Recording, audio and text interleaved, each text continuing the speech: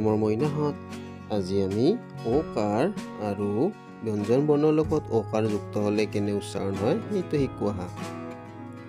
ক যোগ ও, কত ওকাৰে কো। খ যোগ ও, খত ওকাৰে খো। গ যোগ ও, গত ওকাৰে গো। খ যোগ ও, খত ওকাৰে খো। ঙ যোগ ও, ঙত ওকাৰে ঙো।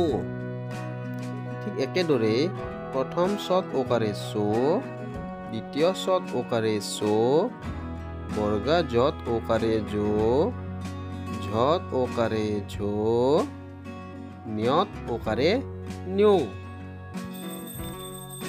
মূৰ্ধন্য তত ওকাৰে তো, মূৰ্ধন্য থত ওকাৰে থো, মূৰ্ধন্য ধত ওকাৰে দো, মূৰ্ধন্য ধত ওকাৰে ধো, মূৰ্ধন্য নত ওকাৰে নো। তত ওকাৰে তো, দন্ত্য থত ওকাৰে থো, দন্ত্য দত ওকাৰে দো, দন্ত্য ধত ওকাৰে ধো, দন্ত্য নত ওকাৰে নো।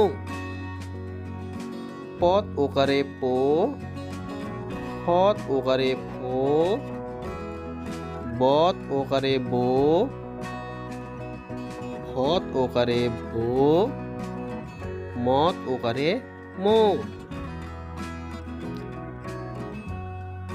উদ্দেশ্য যত ওকাৰে জো, উদ্দেশ্য ৰত ওকাৰে ৰো, লত ওকাৰে লো, ৱাব্বত ওকাৰে ৱো। তালিব্য হত ওকাৰে হো, মূৰ্ধন্য হত ওকাৰে হো, দন্ত্য হত ওকাৰে হো, হত ওকাৰে হো।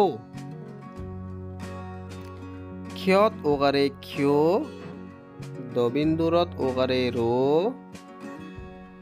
থবিন্দুৰত ওকাৰে ৰো, ইয়ত ওকাৰে ইয়ো। ত 19ৰ বিসৰ্গ আৰু চন্দ্ৰবিন্দুত আকাৰ ইকাৰ ব্যৱহাৰ নহয়। গতিকে মইনাহঁত, আজি আমি ওকাৰ আৰু ওকাৰৰ লগত যুক্ত হ'লে ব্যঞ্জন বৰ্ণৰ কেনে উচ্চাৰণ হয় সেইটো শিকিলো।